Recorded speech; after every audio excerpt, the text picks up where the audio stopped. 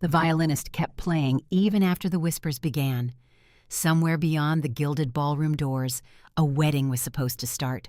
White lilies, crystal chandeliers, a gospel choir hired to blend two worlds into one melody. But in the bridal suite, the melody was already dying. Amara Johnson stood before the mirror veil, trembling between her fingers. She looked radiant and exhausted and terrified. The clock read 4:47 p.m., 17 minutes late. Her maid of honor, Tanya, adjusted a pearl earring and forced a smile. "He's just stuck in traffic, girl. You know Atlanta on a Saturday." Amara tried to laugh, but her throat tightened instead. Arthur Collins wasn't the type to be late. He was the type to plan 6 weeks ahead, to text reminders to color-code his calendar. He was also the type whose mother still referred to Amara as that woman. The knock on the door came soft at first, then urgent. The wedding coordinator stepped in pale and trembling. "Miss Johnson." "The groom's car never left his apartment. His phone he's not answering." Silence swallowed the room. The violin outside slipped off key. Tanya's voice cracked. "What do you mean, never left?" The coordinator shook her head. His mother answered the line. "She said there won't be a wedding today." Amara's knees gave way. The veil slipped through her hands like smoke. For a second she thought she might faint, but something inside her refused the mercy. She straightened makeup-streaked eyes burning. "Tell them to keep playing," she said. "If the music stops, they'll know." But the music did stop. By the time she pushed through the double doors, the guests had already turned. Rows of white faces, a few brown, all staring. Someone whispered, "I told you this wouldn't last." Someone else muttered, "Shame." The pastor stepped forward, his pity worse than cruelty. "Miss Johnson, perhaps we should—" She brushed past him and walked the entire length of the aisle, her white dress dragging like a ghost behind her. Every step clicked like a countdown. Outside, the July heat hit her face. Reporters were already gathering flashes, popping like gunfire. She ran until the hotel vanished behind her. Her heels snapped on the curb. She ripped them off and kept running barefoot. When the sob finally broke loose, it wasn't delicate. It was raw, feral years of compromise tearing out of her chest. Across town in a penthouse overlooking the skyline, Arthur sat motionless. His mother stood behind him, voice cold and satisfied. "You've saved yourself from a lifetime of disgrace," Eleanor Collins said. "Love is a phase. Reputation is permanent." Arthur stared at his reflection in the glass, the skyline fracturing around his own pale face. He imagined Amara waiting, imagined the moment she realized. His throat closed. "You don't understand what you've done." "No," his mother replied. "I've undone what you were about to do." Back on the empty street, Amara sank to the pavement. Horns blared. A boy on a bicycle slowed to stare. She looked down at the engagement ring still on her finger, gold glinting against her dark skin. It had never looked heavier. She pulled it off and let it fall into the gutter. The sound it made, a tiny hollow clink, was the only thing louder than her heartbeat. The Greyhound station smelled of diesel and old dreams. Amara sat alone beneath the flickering fluorescent light, her wedding dress folded into a trash bag beside her. The clerk behind the counter didn't ask questions. He didn't have to. People who arrived here with swollen eyes and trembling hands were either running from someone or from themselves. "One way," she said. "Destination. Doesn't matter." He typed for a moment, chewing gum. "Closest bus leaves for Monroe County in 15 minutes. You'll need to change at Macon if you keep going south." "Fine." She slid a few crumpled bills across the counter tips from the coffee shop where she'd worked before Arthur and clutched the ticket like a lifeline. As she walked toward the gate, she caught her reflection in a vending machine, mascara streaks, trembling chin veil missing. A bride without a wedding. The bus hissed as it opened its doors. Amara climbed aboard and took a seat by the window. Rain had started soft at first, then heavy enough to blur the neon outside. Each drop streaked down like the timeline of her undoing. For hours, the highway unwound beneath the tires. Trees, gas stations, abandoned motels, it all blurred together. Amara pressed her forehead against the cool glass and tried to forget the look on Arthur's face the last time she saw him, nervous, apologetic, and strangely distant. 2 weeks before the wedding, they'd argued for the first time about something neither dared to name. "Do you ever worry what people will say?" he'd asked quietly. She laughed, thinking he was joking. "About what?" "That we're happy." Arthur's smile faltered. "You know what I mean." The silence that followed had weight. Amara had brushed it off. Love, she believed, was armor enough. Now the memory stung like proof of her own naivete. At a rest stop near Macon, the driver shouted, "10 minutes." Amara stepped out into the humid air. Crickets screamed in the dark. A young white couple stared as she passed the man, whispering something that made the woman snicker. Amara straightened her shoulders and kept walking toward the restroom. She'd grown used to stares, but tonight they felt sharper, like the whole world was watching a tragedy it secretly enjoyed. Inside the stall, she stared at her reflection again. "You're not a victim," she told herself. "You're starting over." The words sounded brave until she said them out loud. Then they just sounded lonely. Back on the bus, she fell asleep. Dreams came fractured and fast. Arthur at the altar, his mother's disapproving face, the sound of cameras flashing. In one dream, she stood before a crowd that clapped not for love, but for her humiliation. When she woke, dawn was bleeding into the horizon, painting the pines in pale gold. Monroe County appeared like a secret whispered by the road. Small houses, rusted mailboxes, a diner shaped like a train car. The bus slowed, exhaled, and stopped. "This is you," the driver said. Amara stepped out. The ground was soft from rain, the air thick with honeysuckle and exhaust. No one waited for her. She was 28, barefoot, jobless, and invisible. For the first time in years, there were no cameras, no gossip columns, no Arthur Collins, just silence and possibility. She found a cheap motel by the highway. The clerk, an older black woman named Miss Ruth, handed her a key with a look that was part suspicion, part sympathy. "Bad day." "Something like that."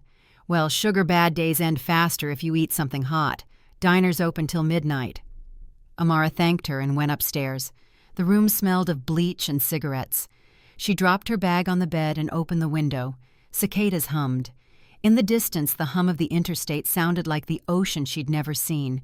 For the first time since the altar, she cried not the raw public sobs of heartbreak, but the quiet, necessary kind that carves space for survival. When the tears stopped, she wrote on the back of her ticket stub, "Tomorrow I start again." Outside, the rain eased. Somewhere between the thunder and the quiet, the music inside her began to change. Not gone, just different, softer, still searching for its rhythm. Amara woke one morning with a weight in her chest heavier than any heartbreak she'd known. She pressed her hand against her stomach, heart thudding not from fear of Arthur, but from the realization that life had quietly shifted inside her. Weeks of nausea and fatigue had left her exhausted, but today uncertainty and hope collided in a way she couldn't ignore. A visit to the local pharmacy ended with a small white box in her hand, the plastic test trembling in her grip. In the tiny bathroom of her motel room, she stared down at the indicator. Positive. She whispered the word aloud. Pregnant. Panic followed almost immediately. 4 years of single life, 3 jobs, bills piling higher than her dreams. How could she raise a child alone? She'd survived heartbreak, humiliation, and prejudice, but this was new territory. The bathroom walls felt like they were closing in. She sat on the edge of the tub, mind racing. I can do this. I have to.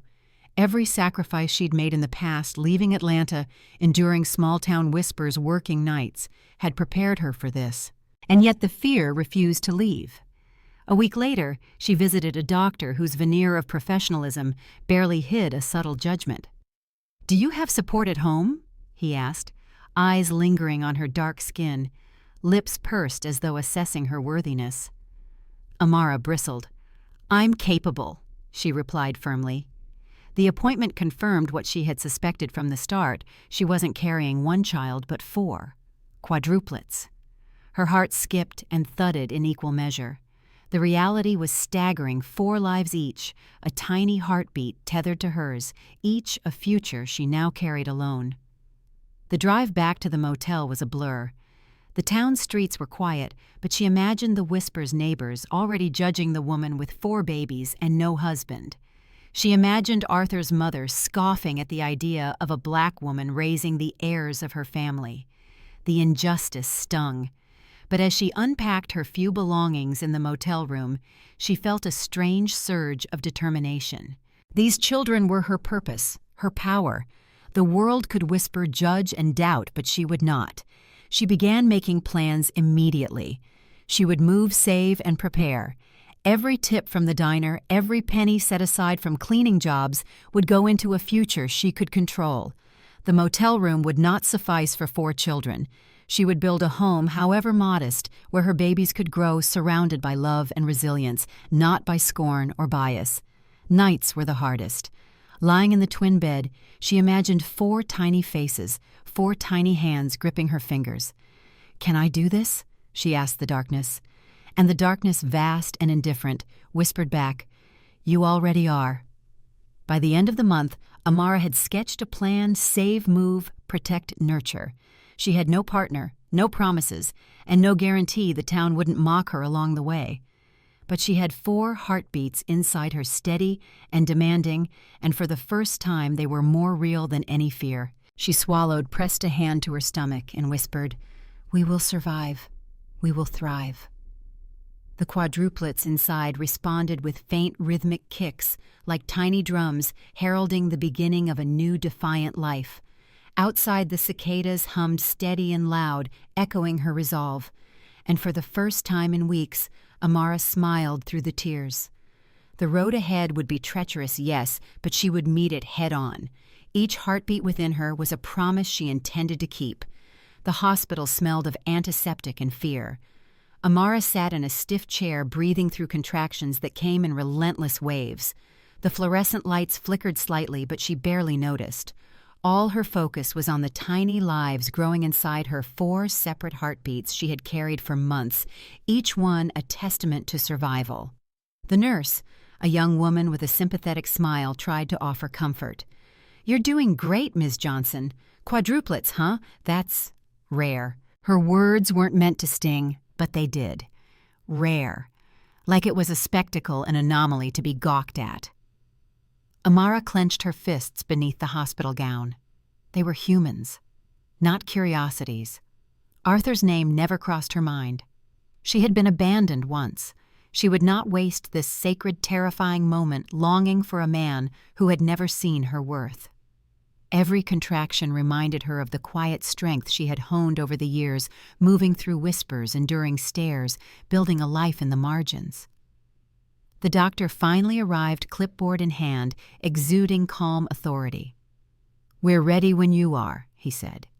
His gaze lingered a second too long on her skin, and Amara felt the old familiar tightness of prejudice.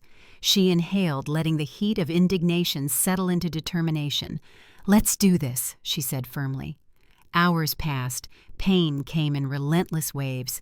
Nurses came and went, offering advice, adjusting monitors, asking questions, in tones that often implied disbelief that she could manage 4 simultaneous births.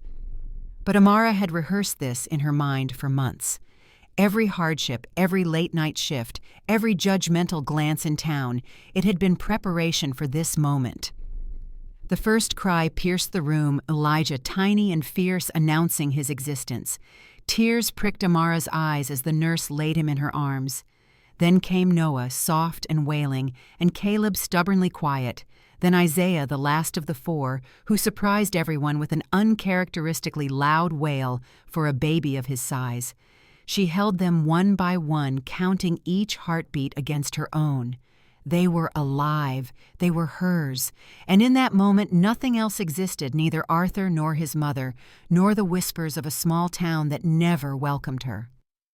Outside the nursery window, the hospital grounds were quiet. Yet inside, her tiny family filled the room with a chorus of life and defiance. Each child a testament to her courage, each child a challenge to a world that had tried to diminish her. She traced their fingers, counted their toes, whispered their names softly. Elijah, Noah, Caleb, Isaiah. Names chosen with care, anchored in hope and heritage. The nurse looked on finally, offering an honest smile. "You're remarkable, Ms. Johnson." Amara simply nodded. Remarkable. Not because of wealth or lineage, but because she had survived alone, had fought through fear and prejudice, and now cradled 4 tiny beings who depended entirely on her strength and love. Later, in the quiet hours of the night, she sat in the rocking chair, 4 infants bundled in her arms.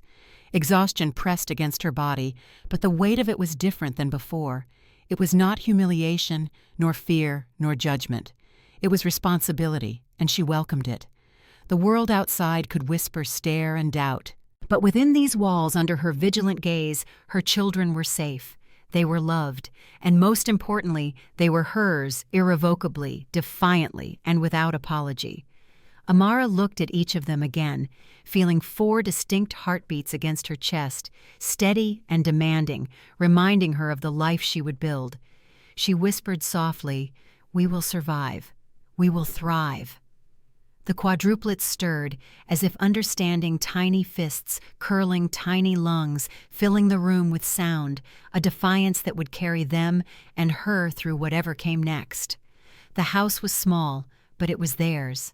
Amara had traded the anonymity of motels for a modest 2-bedroom home on the outskirts of Monroe County. The walls were painted a soft cream, the furniture second-hand but sturdy. For 5 years she had poured every ounce of her energy into creating a sanctuary for her quadruplets, Elijah, Noah, Caleb, and Isaiah. The mornings began before sunrise. Amara juggled shifts at the diner, nights at the laundromat, and weekend cleaning jobs. She cooked breakfast, packed lunches, and dressed 4 children who, despite their differences, were bound together by laughter and resilience. People in town whispered about the crazy lady with 4 kids and no husband, but Amara ignored them.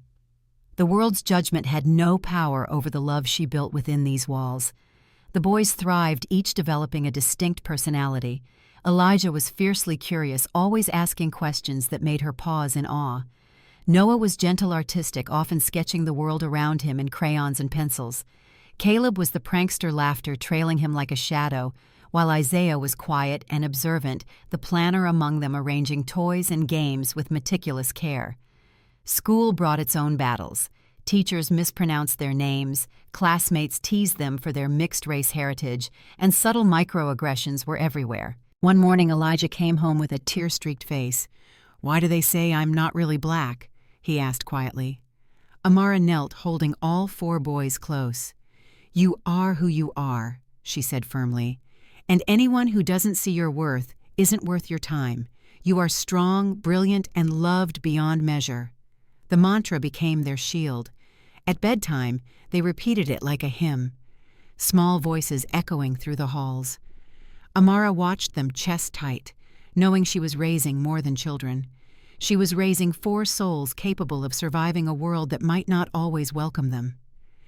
Financially, the struggle never fully ended.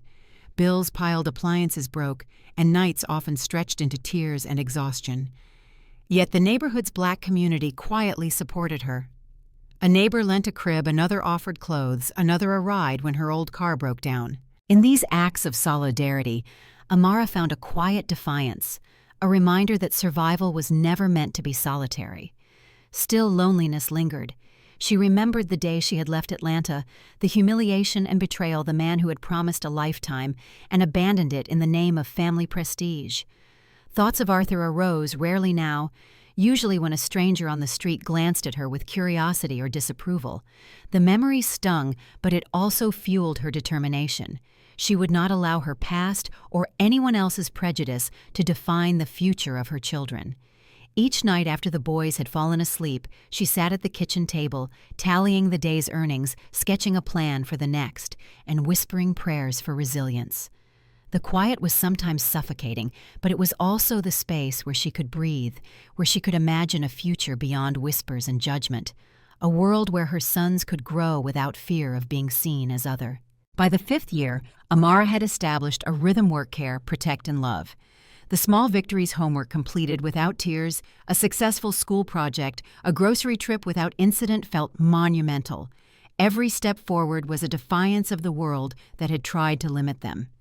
And though Arthur remained absent, a shadowed memory of betrayal, Amara no longer needed him to validate their existence. She was enough. They were enough. Their home, chaotic with laughter noise and the occasional scuffle, was a fortress. Outside, the world might whisper, sneer, and judge, but inside, 4 heartbeats thrummed against hers, a reminder that they had survived, and together they would continue to thrive. The summer sun hung low over the playground, casting long shadows across swings and slides. Amara had come early, hoping to let the boys burn off energy before the heat became unbearable. Elijah, Noah, Caleb, and Isaiah ran ahead, shrieking and laughing, their voices ringing out like bells through the quiet streets of Monroe County. She followed slowly, her gaze scanning the horizon. That's when she saw him. A tall man in a tailored suit, standing by the park bench, phone pressed to his ear, his posture rigid. Arthur Collins. Her breath caught in her throat. The same man who had abandoned her at the altar 5 years ago. The same man who had never seen a day of their struggle, never held one of their 4 lives in his hands. Her heart slammed against her ribs. She wanted to turn to disappear behind the trees, to melt into the heat and the dust. But her sons were unaware of the tension running toward the slide with unbridled excitement. She could not abandon them, not now, not ever. Arthur looked up, finally meeting her eyes. Recognition crossed his face, quickly replaced by disbelief. Then he glanced at the boys, who paused mid-chase, their small faces frozen with curiosity. The resemblance was undeniable. Elijah's dark, intelligent eyes mirrored Arthur's. Noah's delicate features traced his jawline. Caleb's mischievous grin mimicked the curve of his lips, and Isaiah's thoughtful stare reflected his father's own intensity. Amara felt a wave of anger rise, mixing with fear. He had no right to be here. No right to disrupt the fragile rhythm they had built, the sanctuary she had fought tooth and nail to create. She called out, voice firm, masking the tremor underneath. Lucas, Noah, Caleb, Isaiah. Time to head home. The boys' protested faces scrunching in frustration. Amara's voice grew sharper. Now! We're leaving! They reluctantly obeyed, gathering their scattered toys. Arthur stepped closer as she ushered them, but she refused to meet him. Amara, he said finally, his voice measured. It's me. I had to see them. Her head snapped toward him, jaw tight. You mean you had to see us? The distance between them was mere feet, yet the chasm of years' betrayal and prejudice felt insurmountable. Arthur's gaze flicked to the boys, as if searching for permission from them, as if their very existence was proof enough of his mistakes. You didn't tell me they existed, he murmured, almost to himself. No, she said, voice cutting through the heat and the faint chatter of other park-goers. You weren't here when I needed you. You walked away, and now you think you can just show up. The anger in her chest burned, but beneath it, a cold, quiet strength. She would not crumble in front of him, not for him, not for the whispers of the past. Arthur's expression shifted, shock guilt, and the faintest hint of desperation. He took a cautious step closer. I want to know them, my children. I have a right to be their father. Amara froze. Her mind flashed through 5 years of sleepless nights of whispered judgments from strangers of bills stacked higher than her hope. She thought of every microaggression, every patronizing glance, every subtle reminder that a black woman raising mixed-race children in a white-dominated society was somehow suspect. You think walking back into their lives now can erase that, she asked, softly but firmly. You think money or charm or regret can undo the years of absence? He swallowed words failing him. She glanced down at her sons, their laughter returning as they resumed playing under her watchful eye. 4 heartbeats she had protected alone, 4 heartbeats she would continue to protect. Arthur finally looked up at her eyes, earnest. I know I failed, but I'm here now. Let me try. She took a deep breath, the summer air heavy around them. Letting him in would be a choice, not an obligation. For now, she said nothing, guiding her sons toward the gate. The first steps of a long journey had begun, and the weight of the world pressed against her shoulders, but she would not bend. The courthouse smelled of polished wood and tension. Amara walked in arms tight around her son's hands, her shoulders squared. Today the fight would be formal, public, and relentless. Arthur Collins had filed for visitation rights. The papers in her hand seemed heavier than the law itself, each word a reminder of his wealth, his family, and the societal weight stacked in his favor.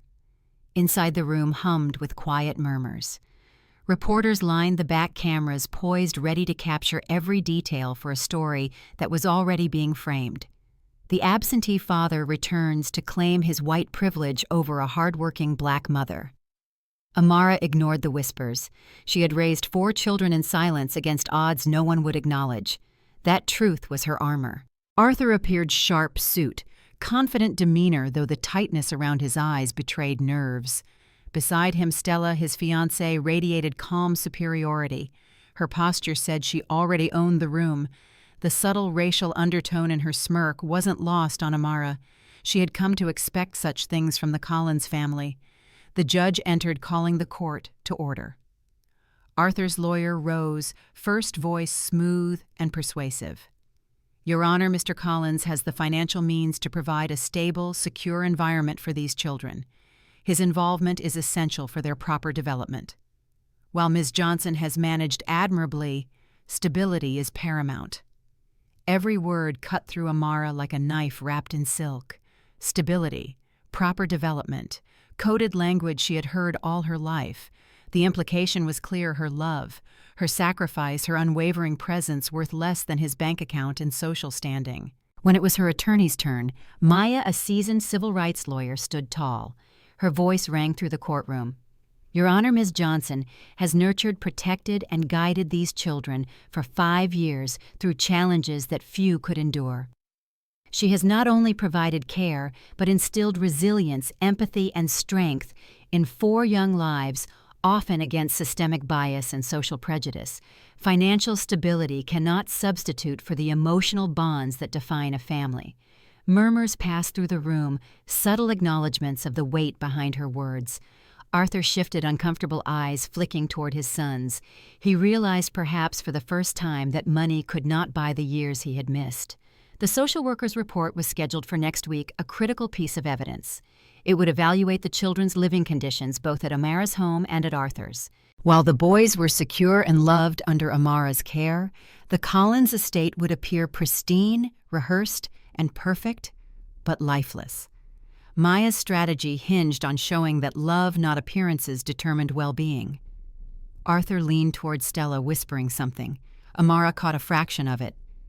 We need to control the narrative. She felt a flicker of anger. Control. They had spent years trying to erase her existence, and now the attempt continued under the guise of concern for proper upbringing. But Amara remained silent, standing tall. Her son's hands in hers reminded her why she was here. Every microaggression they had endured in school, every whispered judgment from neighbors, every glance that implied they didn't belong, all of it had prepared her for this. She would not yield. When the judge adjourned the session for the day, the weight of the coming battle pressed down on her chest. Arthur approached cautiously, voice subdued. I don't want to take them away from you, he said. I just want to be part of their lives. Amara's eyes met his, sharp and unwavering. Then start by understanding what it took to keep them alive and whole without you. The fight isn't over. Not for you, not for them. She turned, walking toward the elevator with her boys in tow. Outside, the courthouse steps gleamed in the afternoon sun. The world was watching, but Amara had learned that the truth carried its own weight, unshakable and undeniable. This was only the beginning. The courtroom would be a battlefield of money, privilege, and bias. But she had something Arthur never had: 5 years of love, resilience, and survival. That was power, and she intended to wield it for her children. The next morning, Amara received a call that made her stomach twist. A witness had come forward, Morgan, the longtime housekeeper of the Collins family. She requested a meeting at the courthouse before the social worker's visit. Amara sensed immediately that this could shift the balance. Morgan arrived, cane in hand, eyes sharp with resolve. She had served the Collins family for over 20 years, witnessing every nuance, every manipulation. Sitting across from Amara, she spoke quietly but with unshakable authority. "Ms. Johnson, I've watched the Collins family control, manipulate, and pressure Arthur since he was a boy," Morgan began. "Your wedding was not ended because of love or prudence, it was orchestrated. Eleanor Collins did not want you in that family. And Stella, she was complicit. She ensured Arthur believed marrying you would ruin him socially and professionally." Amara listened, heart-hammering. Years of whispered suspicions and small humiliations now had confirmation.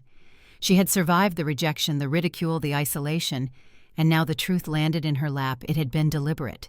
Morgan's testimony would challenge not only Arthur's credibility, but also the subtle racial undertones that had guided the Collins family for generations. Eleanor's words, though never spoken aloud in court before, had dictated the course of Amara's life. Stella's interference, once just an annoyance, was now a strategic act of exclusion, rooted in the same biases. As they walked into the courtroom together, whispers spread. Arthur stiffened, trying to maintain composure, but his eyes betrayed the shock and confusion he felt. The past he had ignored was surfacing, demanding acknowledgement. Morgan took the stand. She recounted with precision the weeks leading up to the abandoned wedding. Eleanor Collins told Arthur that if he married Ms. Johnson, he would lose everything the family had built. She implied repeatedly that a black woman could not fit within their lineage. Stella reinforced these messages, presenting herself as a guide for Arthur's proper choices. Gasps echoed through the courtroom. Arthur's mouth opened, then closed.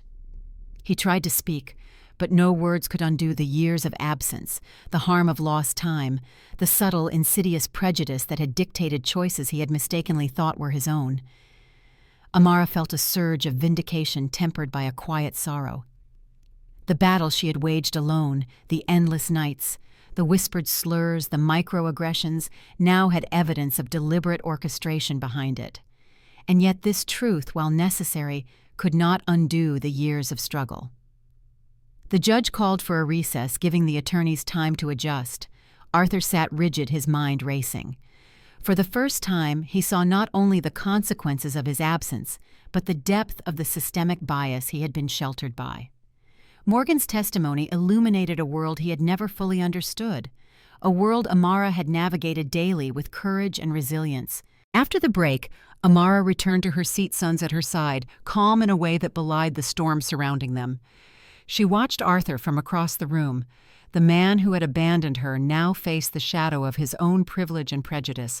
For the first time, the power dynamic had shifted, not in money, not in lineage, but in truth. Morgan's words lingered in the air, manipulation, exclusion, bias. Not abstract ideas, but forces that had shaped Amara's life. She felt a flicker of hope.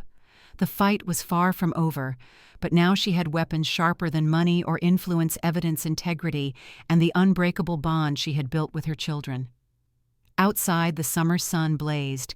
Inside, the room was heavy with revelation. Amara held her son's hands a little tighter, knowing that while the world might still judge them, it could no longer erase them. For the first time in 5 years, she felt the future uncertain. Yes, but hers to claim. Arthur's first supervised visit was awkward, tense, and filled with unspoken questions. Amara had prepared her home meticulously. Toys were neatly arranged, homework folders stacked, and the boys dressed in fresh clothes. She had warned them, "He's here, but this doesn't change anything. You're safe, and your mom is in charge." Arthur entered cautiously, suit still crisp, but eyes wide with hesitation. The boys froze for a moment, then resumed their play, cautious but curious. Elijah glanced at him first, his brown eyes sharp, assessing. Noah clutched a crayon in one hand. Caleb balanced a toy car, and Isaiah quietly observed from the couch. Amara stayed close, watching every expression, every subtle gesture. She had built a life of resilience for these children, teaching them how to navigate a world that often questioned their worth. This man, this father, was a stranger who had missed years of laughter, tears, and triumphs. Arthur knelt, voice soft. "Hi, I'm Arthur. Your dad." The words hung in the room, tentative, heavy. Elijah tilted his head, curiosity flickering. "Dad," he repeated, testing the syllables. Amara held her breath. The boy's innocence demanded patience. Arthur's next actions would set the tone. He reached slowly, offering a small toy, a gesture of peace rather than ownership. The boys hesitated, then Caleb stepped forward and took it. Noah smiled faintly. Elijah nodded, and Isaiah, ever cautious, remained on the edge of the circle. Over the next hour, Arthur followed Amara's rules. No force, no expectations, just observation and gentle participation. He helped build a block tower, cheered for small victories, and laughed awkwardly when Caleb knocked over the tower on purpose. Each small interaction, each patient gesture chipped away at the tension. Yet Arthur learned more than playtime techniques. As he watched, he noticed microaggressions his sons endured: daily comments from a neighbor about their light skin, a teacher mispronouncing their names, whispers at the grocery store. He felt shame guilt and a burning need to protect them from a world he had been born into, but they had not. Amara, observing silently, allowed the interactions, correcting gently when Arthur overstepped, guiding without resentment. "They need to feel safe, not rushed," she whispered later. Arthur listened. For the first time he understood the weight Amara carried alone. Her quiet strength was not just love, it was armor against prejudice, patience, and systemic bias. When the visit ended, Arthur knelt again. "Thank you for letting me be here. I don't want to intrude." Amara's lips pressed together. Words were unnecessary. The boys had accepted him in small steps, and that she realized was progress, not perfection. As Arthur left, he glanced back at the 4 small figures waving their faces, a mixture of curiosity and guarded hope. He understood something fundamental: being a father was not about presence in pictures or wealth. It was about showing up, listening, and respecting boundaries. Amara watched from the doorway, a complex swirl of feelings tightening her chest. This man, once her betrayer, had begun a journey she had undertaken alone for 5 years. Whether he succeeded or failed, the children's safety and stability would remain hers to protect. The sun set, painting the room in gold and shadow. Inside, a father had begun to learn lessons that money could never buy, and a mother quietly measured the steps he still had to take. The boys' laughter echoed a reminder that love could grow cautiously, even in the shadow of past abandonment. Even as Arthur began showing up regularly, supervised and tentative, Amara could feel the lingering echoes of betrayal shaping the space between them. Every smile he offered her, every gentle gesture toward the boys carried the weight of a history he had abandoned. She had learned long ago that trust was not granted. It was earned painstakingly, one small action at a time. The boys, meanwhile, began to navigate this new reality on their own terms. Elijah, the boldest, tested boundaries, throwing questions at Arthur like darts. "Why didn't you come sooner?" he asked one evening, blocks clattering to the floor. Arthur knelt, eyes steady. "I have no excuse. I wasn't brave enough, and I regret that. But I'm here now, and I want to learn." Noah leaned against Amara, drawing quietly. "Do you like our drawings?" he asked softly. She watched Arthur nod, genuinely attentive, studying every line, color, and story. It was a small thing, but it mattered more than he realized. Recognition, attention, and validation were currencies he had never truly understood.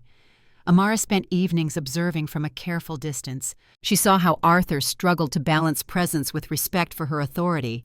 At first he overcompensated, hovering too close, attempting to fix problems the boys hadn't asked him to solve. But gradually, he learned patience. He learned to listen without judgment, to offer help, without commandeering, to apologize without prompting. There were difficult conversations, too. Arthur began to ask questions, tentative and honest. "Amara, when you were alone, did people look down on you? Because of me? Because of us?" She inhaled slowly. Every day.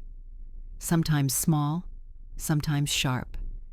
Every whispered comment, every suspicious glance, every doubt cast about you or me. It's there for them too. You weren't just absent.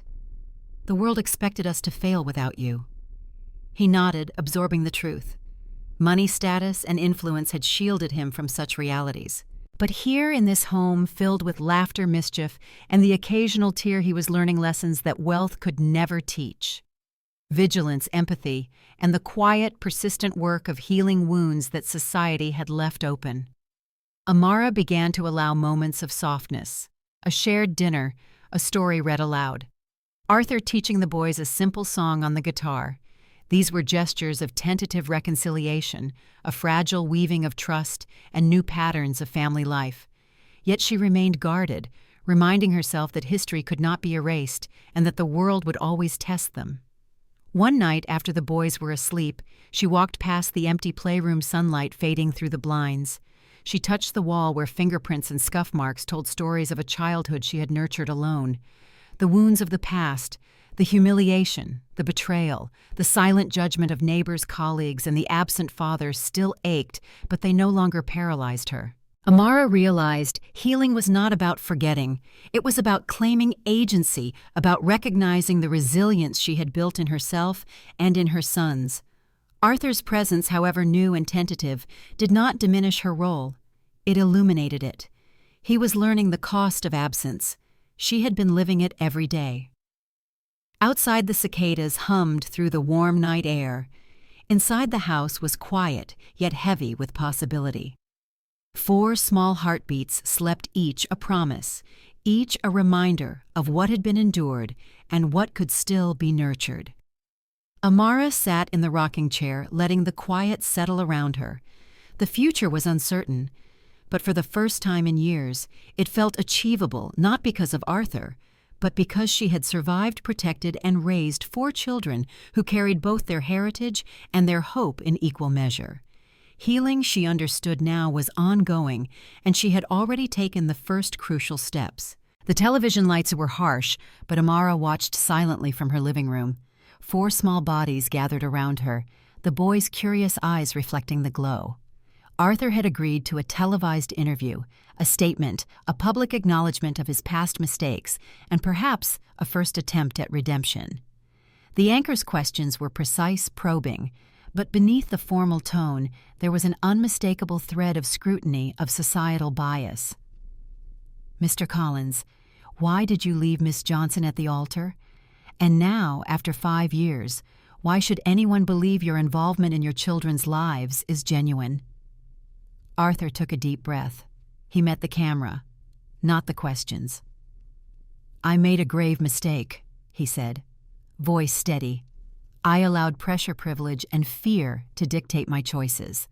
I abandoned a woman I loved and my children before I even knew them.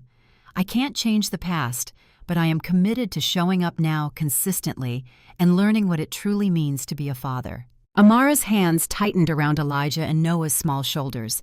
She had feared this would be spectacle, another chance for the world to judge her parenting through the lens of wealth and whiteness. But Arthur's words rang sincere, his tone stripped of arrogance. For the first time, he acknowledged the subtle biases, the inherited privilege, and the reality of her struggle. The interviewer pressed further. "And Ms. Johnson, how do you feel about this sudden reappearance?" Amara cleared her throat. "I've raised 4 remarkable children alone. I've endured judgment, microaggressions, and moments where the world doubted my capacity because of my race and our circumstances. This interview does not change that. But I recognize Mr. Collins' effort, and for the boys' sake, I hope this is the beginning of a meaningful relationship." Off camera, Arthur had rehearsed for weeks, but nothing prepared him for seeing Amara articulate her strength and the depth of her resilience. He realized the public might interpret the words as civility, but he understood the weight behind them, years of struggle condensed into measured sentences, each one a testament to survival. The segment concluded with Arthur promising consistent engagement and Amara emphasizing the children's well-being as paramount. The room went quiet, and the boys asked questions about the man on the screen. "Is that Daddy?" Elijah whispered. "Yes," Amara replied, careful. "He's learning how to be." Hours later, the interview made waves. Social media split between praise for Arthur's candor and critiques questioning his sincerity. But more importantly, Amara saw an unfamiliar shift in him, a man confronted with his privilege and the consequences of his absence. He wasn't just claiming attention. He was grappling with responsibility, trying to unlearn patterns of bias he had inherited. Amara sat back, exhaling. The journey ahead remained uncertain. The court, the community, the scrutiny, they would continue. But for the first time, she saw a glimmer of possibility, a father willing to learn, and children who might finally experience the consistency and care they deserved. And in that quiet moment, she allowed herself a small thought, perhaps. After all these years, the story of their family could shift from one of abandonment and bias to one of learning growth and the fragile beginnings of trust. The morning sun spilled into the modest kitchen, painting the walls a soft gold. Amara moved with practiced efficiency. Breakfast prepared, homework checked, and 4 children nudged gently toward the bus. Today was a special day. Arthur would accompany them to school for the first time. She reminded herself silently of the rules. Boundaries were essential. Arthur's presence was allowed, but control remained hers. Trust had to be earned, and she would not compromise the stability she had built alone. Arthur arrived punctually, suit neat but slightly wrinkled from the car ride. He smiled, genuine yet careful, as the boys ran toward him. Elijah's grin widened at the sight of his father. Noah hesitated, clutching his backpack, while Caleb and Isaiah lingered unsure. Amara stayed near, observing, ready to intervene if necessary. "Good morning, boys," Arthur greeted, bending to their height. He handed each a small snack he had picked up on the way, a thoughtful gesture rather than a display of wealth. "Let's make this a fun morning." The boys relaxed slightly, and they walked together to the school gates. Arthur engaged them gently, asking about friends and classes, sharing encouragement without overshadowing Amara's instructions. She noticed his restraint and improvement over prior visits when he had unknowingly undermined her authority. Once they arrived at the classroom, Amara reminded him quietly, "Remember, they need consistency, not indulgence. You're here to support, not take over." He nodded, a rare humility in his eyes. "I understand." During the short walk back home, Arthur asked questions, hesitant and honest. "Amara, how did you manage all these years? The judgment, the struggles?" She exhaled, considering how much to share. "Every day was a lesson," she replied. "Some from the world, some from the children themselves. I learned patience, resilience, and how to protect 4 hearts without losing my own." Arthur absorbed the words, realizing that the trials he had dismissed, relegated to distant stories of inconvenience, had shaped not only Amara's strength, but the boy's capacity for empathy and courage. For the first time, he felt the full weight of absence. Back at the house, they worked together to establish routines, homework checks, lunch preparations, and evening plans. Amara allowed him to participate but maintained oversight. He learned that co-parenting was not about financial provision or gestures of charm. It was about showing up consistently, respecting boundaries, and acknowledging the challenges she had faced alone. The afternoon brought a small victory. Elijah showed Arthur a drawing he had made of the family. Arthur knelt, studying it, genuinely impressed. "You captured us perfectly," he said, voice soft. Noah shared a poem, Caleb demonstrated a building project, and Isaiah, hesitant, presented a carefully arranged set of blocks. Arthur praised each child thoughtfully, careful not to overshadow Amara's praise. Amara watched silently, pride mingled with cautious optimism. This was progress, tentative, yet meaningful. She had survived years of prejudice, judgment, and betrayal. Now Arthur was learning not only to parent, but to respect the foundation she had built.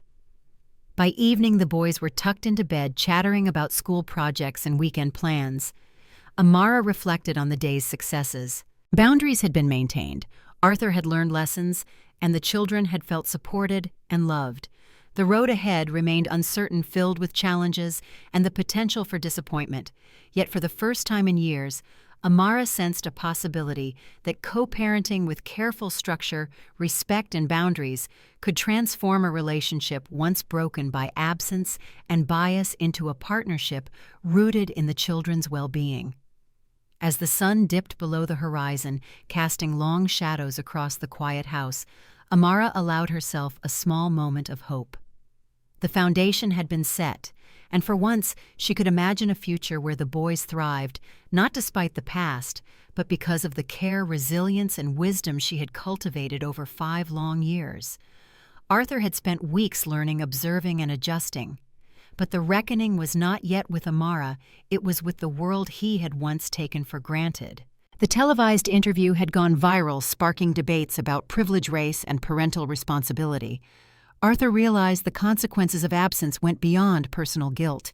They had societal echoes, especially in a world that scrutinized every step of a black mother raising mixed-race children. Amara remained vigilant. She had seen this before, attempts to manipulate public perception, to rewrite narratives, to control stories that were not theirs to tell. Yet as she watched Arthur speak honestly about the past, she felt a sliver of trust forming. Not complete, not unquestioning, but tentative. The real reckoning came at home. Arthur arrived for a supervised visit, carrying a box of art supplies for the boys. He had spent the morning preparing, studying their needs, anticipating questions, rehearsing patience. But he did not anticipate the weight of the microaggressions the boys had endured over the years. Elijah held a drawing he had labeled "Our Family" in bold, bright colors. "This is us," he said, eyes wide. "Does it look right to you?" "Dad?" Arthur knelt, swallowing a lump in his throat. The image captured a home, not wealth. Laughter, not perfection. Love, not privilege. "It looks perfect," he said softly. "Just like you." Noah, ever the quiet observer, handed him a poem about their mornings together.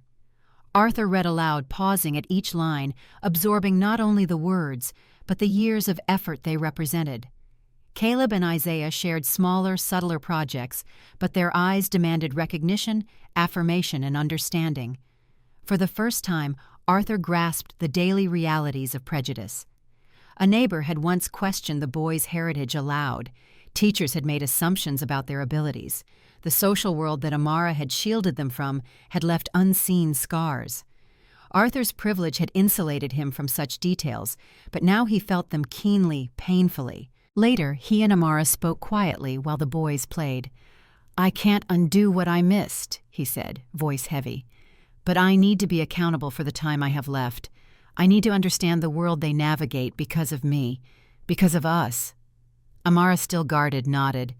"You see now, but actions matter more than words. They'll remember consistency, presence, respect, not apologies or regrets." He listened, absorbing the gravity of her words. The reckoning was not a one-time act. It was a lifelong commitment. He had to face the consequences of inherited privilege, of systemic bias, and of his own past cowardice. Over the following days, Arthur became increasingly involved. He attended parent-teacher conferences, helped the boys with school projects, and spoke up against subtle injustices they faced. Each step was a lesson in humility. Each moment of listening, each act of patience chipped away at his own misconceptions and ingrained biases. Amara watched him from a distance, cautious optimism in her eyes. The reckoning was unfolding, not as a grand gesture, but in quiet, deliberate, sometimes imperfect actions. It was the first time she could envision a future where Arthur's presence, guided by awareness and respect, could complement the life she had built alone. Outside the neighborhood, moved on oblivious to the private revolutions occurring within a small house filled with laughter, art, and whispered lessons. The real battle was no longer only legal or social.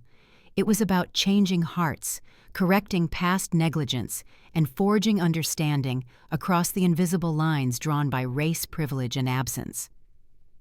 In that quiet, shared space, Amara and Arthur took tentative steps toward co-parenting that honored the children, acknowledged history, and held space for growth. The reckoning had begun, and though the path ahead was long, it was now illuminated by truth, accountability, and the fragile hope of reconciliation. The weeks following the reckoning were slow, deliberate, and fragile. Amara watched Arthur navigate the household with cautious humility. He listened more than he spoke, followed her guidance, and celebrated the boys' small victories without overshadowing them. Each day was a test not of love, but of trust, and trust Amara had learned could not be rushed. One evening after dinner, the boys were sprawled on the living room floor with their homework scattered around them. Arthur lingered nearby, helping quietly, his voice calm and measured. He didn't demand attention, didn't correct their mother, simply guided, offered insight, and allowed space. Amara observed him, the hum of the evening wrapping around her like a protective cocoon. 5 years ago, she would have laughed at the notion that this man, the same who had abandoned her at the altar, could show patience, humility, and genuine engagement. Yet here he was present and sincere. Later, after the boys were tucked into bed, Amara found herself in the kitchen cleaning the counters. Arthur entered, hesitant. "Can we talk?" he asked softly. Not a demand, but a request. She nodded, leaning against the counter, hands wet from the dishes. "About what?" "About us," he replied. He hesitated, then took a deep breath. "I know I've failed in the past. I know it will take time, and I'm not asking for forgiveness. But I want to try to show you that I can be the man you deserve." Amara studied him, noting the absence of arrogance, the quiet honesty in his eyes. The man who once seemed so sure of his wealth and entitlement was now unguarded, vulnerable, and accountable. "I don't know if I can fully trust again," she admitted, voice steady. "And the boys, their stability is what matters most. This isn't about us. It's about them." "I understand," Arthur said, voice low. "And I'll prioritize them always. But I also want to show you that the man I can be different now, for you, for them. I want to earn that chance." Amara inhaled slowly, the kitchen quiet, except for the distant hum of the refrigerator. She thought of the past 5 years, the struggles, the triumphs, the countless nights she had feared the world's judgment and raised 4 boys alone. She thought of Arthur's growth, of the consistent presence he had shown, and the lessons he was beginning to internalize. "Maybe," she said cautiously, "we can try. Not for the past, not for appearances, but because we owe the boys a family that works, a family that shows them love, respect, and consistency." A small, genuine smile broke across his face. "That's all I ask. I won't force anything. I'll earn your trust day by day." The next morning, the boys were at the breakfast table, sprawled with cereal and coloring pencils. Elijah looked up, curious. "Are we together again?" Amara smiled, eyes soft. "We're choosing to try for all of us." Arthur pulled up a chair, and for the first time the 4 of them sat together, mother, father, and children, in the kitchen of their modest home. The morning sunlight fell across their faces, casting warmth over a family beginning anew. It was not perfection, and the shadows of the past still lingered. But Amara allowed herself a cautious hope. A family could be rebuilt slowly, carefully, and intentionally. In choosing each other again, they were not erasing history. They were creating a path forward, guided by accountability, love, and the shared commitment to 4 resilient hearts that depended on them both. Outside, the neighborhood moved on, oblivious to the delicate recalibration occurring inside the home. Inside, laughter, conversation, and small acts of connection marked a turning point. The work of trust, reconciliation, and family had begun not as a miracle, but as a deliberate daily choice. The garden smelled of jasmine and freshly cut grass. Strings of fairy lights hung between oak trees, casting soft illumination over the small gathering. Amara adjusted her dress, watching her 4 children scatter excitedly among friends and neighbors. Elijah carried a tiny bouquet. Noah helped set the flower arrangements. Caleb dashed about, checking that chairs were aligned, and Isaiah, ever meticulous, arranged the ribbons with care. Arthur arrived holding a small box in his hand.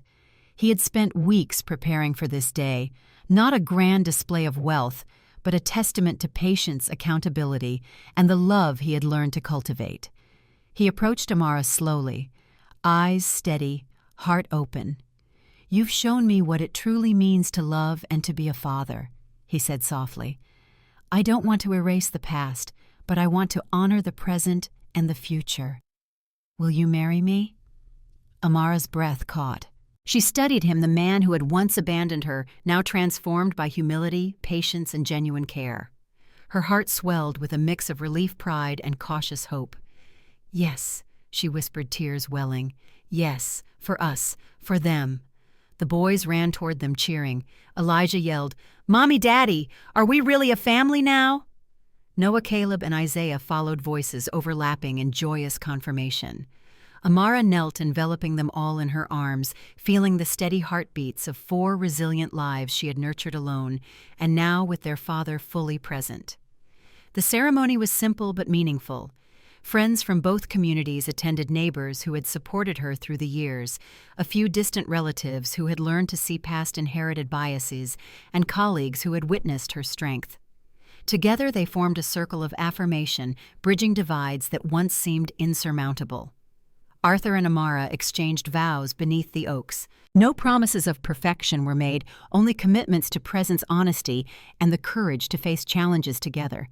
The boys assisted in every detail, carrying rings, scattering petals, and whispering congratulations. Their laughter was a bridge between past hurts and future possibilities.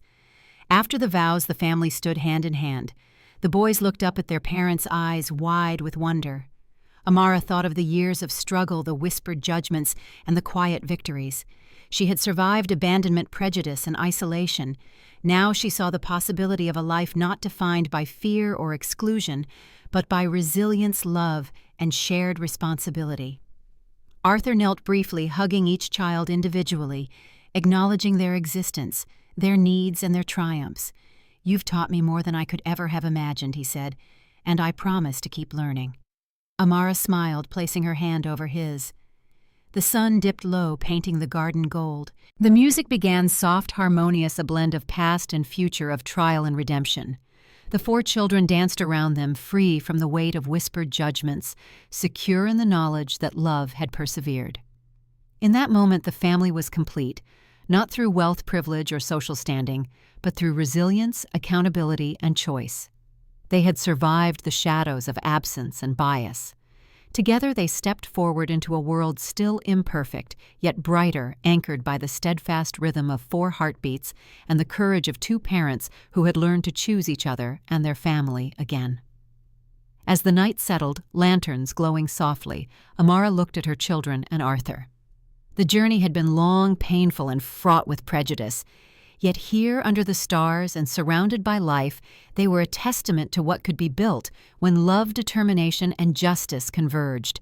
This was not the ending they had expected, but it was a beginning worth every struggle, every tear, and every courageous heartbeat.